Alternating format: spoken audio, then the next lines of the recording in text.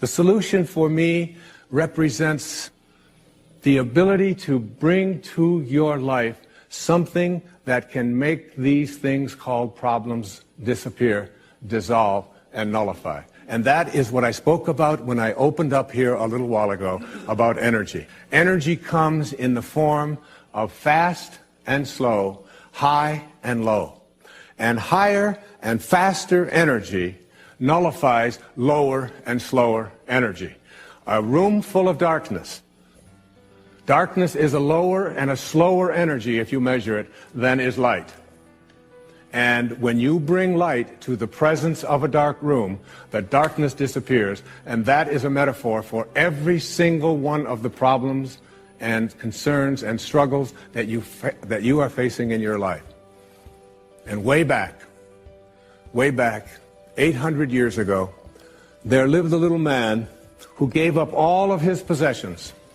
He lived in a little village in Italy, near Florence, called Assisi.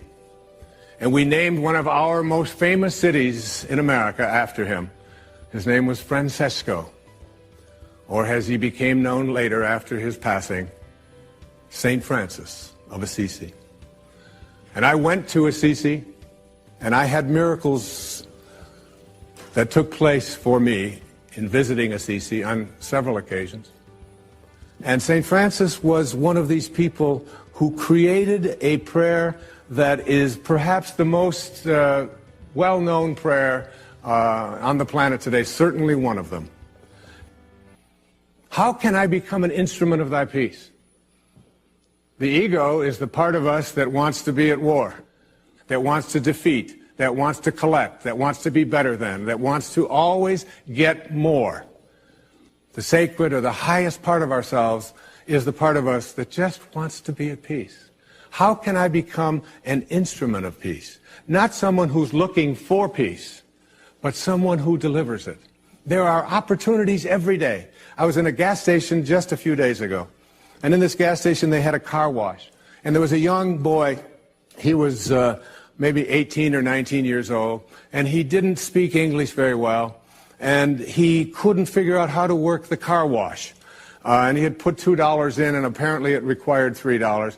And he was in there waiting to pay for his car wash and trying to get an answer to why he couldn't get it to work. And I had just gotten some gasoline, and I walked in, and there was this man behind the counter berating this young boy and humiliating him and talking to him. And because he didn't understand the language, he talked louder to him. You know how people do that? You know, if someone doesn't understand you, you say, "What I said is," and they say, "I don't understand," and then you say it even louder. Well, that's what he was doing to this young boy. And I saw this as an opportunity right here, in this instant, to be an instrument of peace. And I put my arm around the young man, and I said, "Come with me." And I walked out to the machine, and I took $1, and I put it in and he walked away, and he was just so happy. One tiny little incident. These kinds of things, I suggest to you that you take this day and look for 5 occasions to be an instrument of peace. And you'll find one when you're on your way home, on the freeway. You'll find somebody who isn't going to let you get in. You find somebody who doesn't want to let you pass. And instead of giving them a hard time or being angry at them, try sending something called peace their way. There's a wonderful line that I have on the dashboard of my car. It says, "I can choose peace rather than this." And it's always a reminder that no matter what I'm experiencing in my life, I want to be an instrument of peace. It's been said that the 3 most difficult things to do in the world are this. The first is to send love in response to hatred. The second is to defend the absent. That is, whoever's being gossiped about, you become their spokesperson. I do this with my children all the time when they're all saying this and that. She said that, and he said that. I'll say, "Excuse me, but who is defending the absent person here?" "Well, why should anybody defend her?" I'll say, "Well, I'll just take her position right now, if you don't mind." And the third is to admit when you were wrong. And it doesn't mean necessarily to say, "I just made a mistake." It means to say, "I have been making the wrong kinds of choices in my life with my mind. I've been putting my attention on what I don't want. on what others want for me, on what the world ought to be, on what it used to be, and I can't understand why it just keeps showing up, what I don't want, what others want for me, what I despise. I have to admit, almost I have to rewrite my agreement with reality. And so much of what St. Francis was speaking about back in the 13th century, because he was a man who was ridiculed wherever he went. And he was just out there trying to teach people to bring the solution, spiritual solution to your problems. If hatred is existing in your world, that's an energy field. It's a lower and a slow energy than the energy of love. If you can bring love to the presence of that hatred, it will be nullified just as if you were bringing light to darkness. But for most of us, what we do when we see hatred is we respond in kind to that hatred. In order to cultivate your witness, you need to learn to observe your reactions in order to go beyond them. It is the going beyond that is the crux of the sacred quest. There are many ways that you can use the observation process. Here are a couple of them that are very important. The first is observing your body. This is one of the areas of being the witness that most of us have practiced somewhat. In general, we allow our body to function without interference. We are aware that there is the body and that there is a ghost in the machine, if you will. For as long as you can remember, you have been observing this phenomenon of a body. It is also true that you know that the entity that is doing the observing is removed in some dramatic way from that which it is witnessing. As you are listening to these words, you are allowing your body to act out its destiny without your meddling. You are not busy beating your heart or filling your lungs or oxygenating your blood supply or circulating your vital fluids. You allow your body to operate itself, and you allow another part of you to know the way of being the divine, quiet, non-interfering observer. This way has served you well. By just observing your body and detaching yourself from its functioning, it works as perfectly as it was ordained to. If you were constantly monitoring and attempting to control your bodily functions, you would be unduly attached to its outcome, and you would inhibit its natural functions. The times in your life when you worry or interfere with the natural functions of your body are the times when you find it breaking down. Feed your body the wrong foods and it will respond with lethargy and disease. Fail to exercise it and it will become overweight and groggy. Ignore its needs for fresh air and healthy environment and it will fall into disrepair. Feed it narcotic substances or artificial drugs, and it will react with violent symptoms.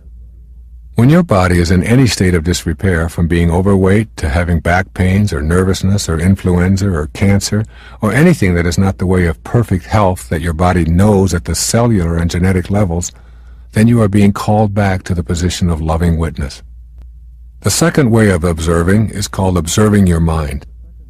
Your mind is filled with thousands of thoughts every day. They come and they go like trains in a terminal. One enters, another takes its place, one exits, and along comes another. First, you want to watch your thoughts. Then you want to watch yourself watching your thoughts. Here is the door to the inner space where, free from all thoughts, you experience the bliss and the freedom that transport you directly to your higher self. The simple exercise of watching your mind manufacturing its thoughts will eventually cause unwanted, unnecessary, erroneous thoughts to dissolve.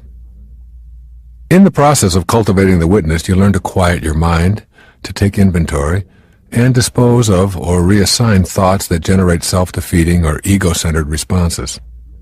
In this simple process, you also come to know your spiritual self. Ego-generated thoughts play a huge role in creating the world that the ego wishes to create. Each of my thoughts seem to demand it be considered the most important. Troubles begin with a thought that you put into your mind and allow to fester to the point of anxiety. The anxiety begins to manifest in your life in physically destructive ways, which we call things like arthritis, high blood pressure, and career cardiacs. The loving, non-judgmental energy received from the observer or the witness will allow these thoughts to flow in and out as naturally as the ocean tides. Tides in, tides out. Thoughts in, thoughts out. You will learn to be a witness to your thoughts in the same way that you observe the tide. And the process will cleanse and redistribute and remove thoughts in much the same way as the driftwood on the beach. What remains is generally quite pleasing. Witnessing your thoughts will take some practice. With proficiency comes wonder and delight. Trauma is dissolved in the thinking stage and prevented from manifesting into your everyday world. Begin to notice the noticer. As you take note of your worlds, both inner and outer, begin to familiarize yourself with the noticer who is behind that which is being noticed. If you do this several times each day, you will begin to see that you are much more than just a body and mind going through the program motions of your life. Your realization of your true self as the witness behind that which is being witnessed will bring you a new dimension of creativity and bliss. Try on this exercise. Think of something that has been bothering you for a long period of time. Now go to a quiet place and close your eyes. Just see the problem surfacing on the blank screen in your consciousness. Notice all aspects of the problem, what it looks like, when it shows up, what you feel when it is on your mind, the pain and the fear that you have when it is present, how you have dealt with it unsuccessfully in the past. Think of everything that you can which is related to the problem. Then, detach yourself in your mind from the problem. Just allow it to sit there on the screen of your mind. Look at it from the viewpoint of the compassionate witness who just non-judgmentally notices the screen. Watch it like a movie, allowing it to change in whatever way it does. Just observe it with loving permission for it to do whatever it wants to do. You will see it change and fade in and out of awareness. With each change or movement on the screen, remain in the caring witness mode of knowing the energy will do what it will and will also be accompanied by the loving energy from the witness. Often, just this act of observation will result in a feeling of the problem having dissipated. If that happens, observe that also from the position of caring observer. I once practiced this act of observation when I was injured and unable to play tennis. I reacted at first to the pain in my foot with statements like, "This injury is keeping me from doing what I want to do and I'm really upset about it." I found that no matter what I tried, the pain persisted, and I was unable to pivot and consequently had to discontinue an activity that I loved. I then took the witness stance. I no longer saw myself as having an injury. I attributed the pain only to my body and not to me. I witnessed the entire thing and merely watched it. I lovingly witnessed the pain, the way it showed up, my feelings of frustration about it, the color of the swelling, everything. But I refused to think of it as mine. It was only my body's problem. The very same day that I did this, the entire discomfort disappeared. I mean, it was gone from my body. I had put my attention on what was occurring and detached myself from it, and in what seemed like a few hours, I no longer had the pain and I was playing tennis as if I had never experienced any injury at all. In order to know the benefit of witnessing, you will have to banish the doubt about this as something that will work for you. Remember, you have been conditioned to believe that your body is the essence of your humanity. You've been taught to tackle problems with your physical and intellectual apparatus, not your higher self. Practice new self-talk sentences to replace your old identification with your physical body. I am that which owns this body. I am not the body itself. I can't be reached if you come to me with hatred or anger. I cannot worry when I refuse to be the worrier and simply observe that worrier and the worries. Self-talk sentences will keep you centered on your spiritual domain. You will find that many things that you worried about or experienced in a negative fashion are slowly beginning to diminish from your life. Let's go for a moment to our dream. And just assume that we're going to have a dream. We're in bed. And let me ask you this question. This is a question I like to ask for you to just contemplate, one of those sort of cones. When you go to sleep at night and enter your dream state, what happens to the bed? Just think about that. What happens to the bed? Now you're in your dream, okay? So just propel yourself into a dream state. And in your dream, you notice, let's say you're over here and you're in a room. And in this room, you look across the room and you notice that there's a podium in the room. And it has some objects on it. Now you're in your dream. So in the state of dream consciousness, you say to yourself, I would like to examine that podium more closely. How do you do it in your dream? How do you examine it more closely in your dream state? Do you get out of bed? Is there a bed? Now, we're talking about 1/3 of your life here, folks, okay? 1/3 of your life. As Lao Tzu said, I went to sleep and dreamt that I was a butterfly. Then I woke up, and now I don't know. Am I a man who dreamt he was a butterfly, or am I a butterfly who's dreaming that he's a man? So in your dream state, do you get up out of bed, keep it right over there, say, excuse me, honey, wait, get out, and walk over and say, oh, here, oh, there's a galley of a new book, and there's a pen here, and there's a glass of water, I think I'll have a drink of that. There's a microphone stand, there's things. Do you do that? No, you don't do that. Because you enter your dream without any doubt. So what you do in your dream state is, are you ready? Shoo! Stay alert. And you bring it to you, don't you? In your dream state. Why? Because you have the power of your intention, can have an idea, and whatever you need for the fulfillment of your dream, you bring to you. Here it is. Here it is. Whatever you need. So you're 20 years old in your dream, and you need a jerk to be married to for the next 20 years. There he is. Isn't that great? You need a Maserati? There it is. Whatever you need for the dream, you bring to it. Then you leave the dream and you come into waking consciousness, and now you look back on the dream, and you now have a whole new set of things that you've introduced. And that set of things is called doubt. And the second key to higher awareness, which I'll get to shortly, is called banishing the doubt, but it's connected here. As you enter your dream state, you enter without any doubt about your capacity to do anything. So you can fly, you can jump over trees, you can be young again, you can transcend death, you can stay underwater, you can communicate telepathically with anyone that you want to, right? You have all of these incredible powers.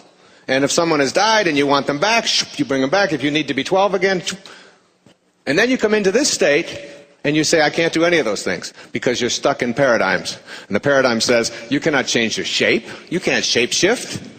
If you're a certain age, you're a certain age. You can't move yourself into, you can't be in more than one place at the same time, which you can do in your dream, easily.